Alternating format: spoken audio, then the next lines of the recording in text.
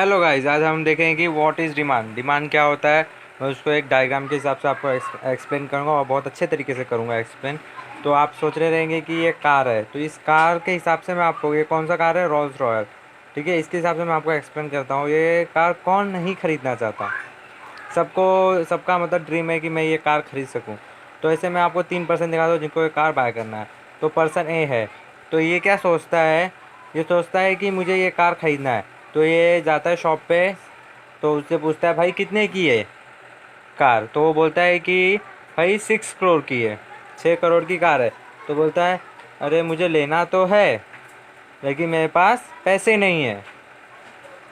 इसे कार खरीदना तो है लेकिन इसके पास क्या नहीं है, इसके पास पैसे नहीं है। तो ये क्या हो जाएगा, इसका एक विश हो जाएगा, बस इसका एक डिज़ायर हो जाएगा, इसका एक विश रह जाएगा, क्योंकि ये पैसा दे नहीं सकता। इसका विश है कि मेरे को ये कार खरीदना है। हाँ। तो इसके बाद सेकेंड पर्सन है, पर्सन बी। तो ये भी वही पूछता है सामने वाले से, भाई कितने की कार है। तो बोलता है भाई 6 करोड़ की है।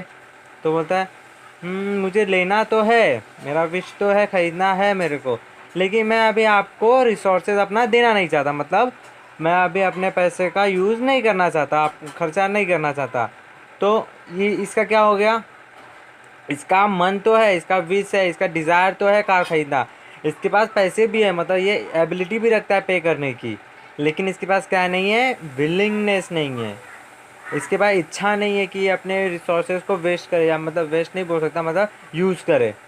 तो पर्सन सी है, पर्सन सी क्या बोलता है, वो भी सेम क्वेश्चन करता है उससे, भाई कार कितने की है। वो बोलता है सामने वाला भाई 6 करोड़ की है। तो ये क्या बोलता है, ठीक है भाई आप अपना अकाउंट नंबर दीजिए, मैं आपको ट्रांसफ़र कर देता हूँ। ये सीधा उनका अकाउंट नंबर लेता है, उसी टाइम पे उसी उसके सामने पैसा ट्रांसफ़र करता है, कार की चाबी लेता है और आ जाता है।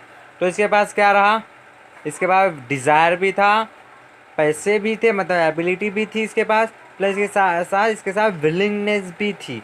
तो ये क्या हो गया, एक ये हो गया डिमांड। इससे ये तीनों चीज़ से क्या बना, इसके लिए डिमांड बना। चौथी चीज़, सबसे मेन चीज़ क्या है इसके अंदर, टाइम।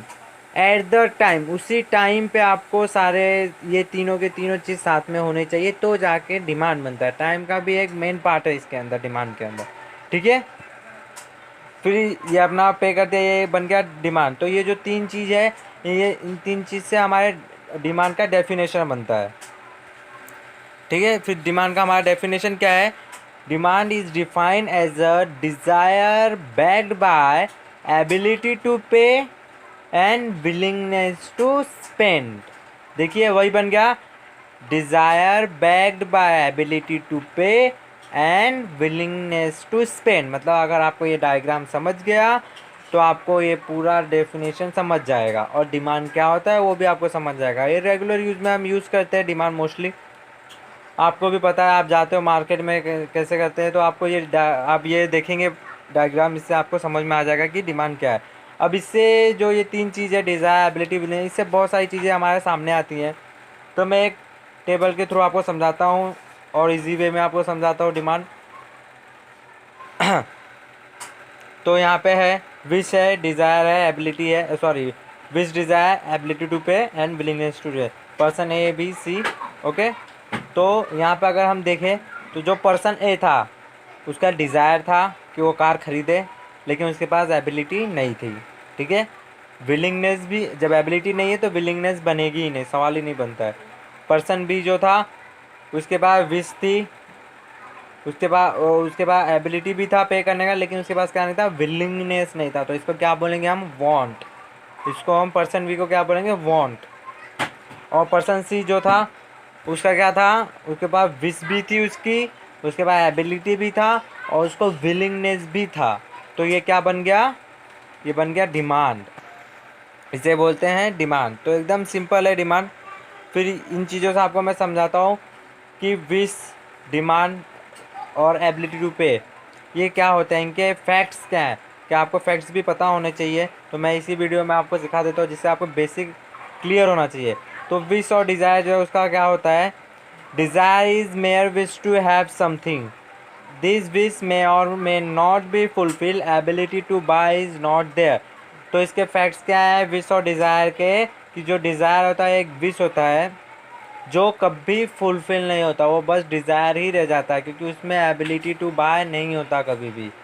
ठीक है, एकदम सिंपल थे, तीन ही फैक्ट थे। ऐसे तीन फैक्ट्स हमारे एबिलिटी टू पे के भी हैं, वो भी आपको दिखाता हूँ मैं।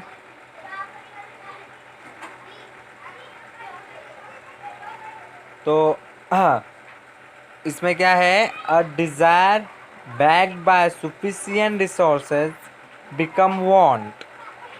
मतलब कि हमारे पास पैसे होने चाहिए और डिज़ायर होना चाहिए, तो जाके वांट बनता है। मतलब हमारे पास विश है और हमारे पास एबिलिटी टू पे है, अगर हम ये दोनों हमारे पास हैं तो ये जाके क्या बनता है, वांट बनता है।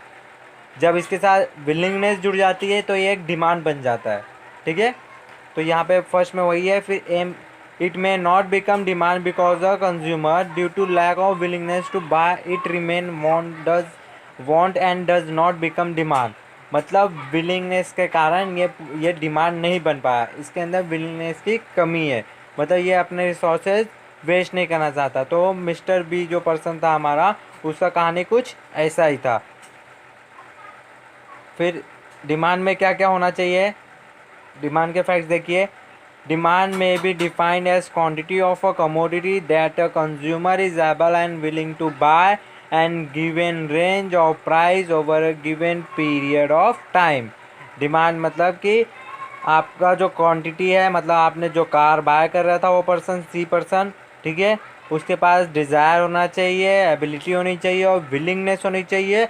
और वो जो प्राइस बोला है सामने वाला, उसी प्राइस पे उसी टाइम पे करना, इसको क्या बोलते हैं, डिमांड बोलते हैं। तो इसके लिए क्या क्या जरूरी होता है, एक डिमांड, मतलब डिमांड बनने के लिए क्या क्या जरूरी होता है। पहला, क्वांटिटी ऑफ कमोडिटी। एक कार थी, बरोबर हुआ, उसने बाय किया पर्सन सी ने, एक ही कार बाय किया, एक ही कार थी। एबिलिटी टू बाय, उसने एबिलिटी भी दिखाई अपनी बाय करने की, उसने पैसा भी पे किया, विलिंगनेस भी थी तो जाके उसने पैसा पे कर दिया। गिवन प्राइस, जो प्राइस सामने वाले ने 6 करोड़ बोला था, 6 करोड़ में वो तैयार हो गया। गिवन टाइम पीरियड, उसी टाइम पे उसने ट्रांसफ़र भी किया था। विच मेक इट डिमांड, मतलब अगर ये पूरे पाँचों चीज़ एक जगह मिल जाती हैं तो जाके क्या बनता है, डिमांड बनता है। तो एकदम सिंपल है ये चैप्टर, पूरा डिमांड का चैप्टर सिंपल है। तो मैंने आपको ये मीनिंग और डेफिनेशन डिमांड की समझा दी है। अब इसके बाद मैं नेक्स्ट लाने वाला हूँ video, individual demand, market demand, उसके बाद लॉ ऑफ डिमांड। ठीक है, ओके बाय।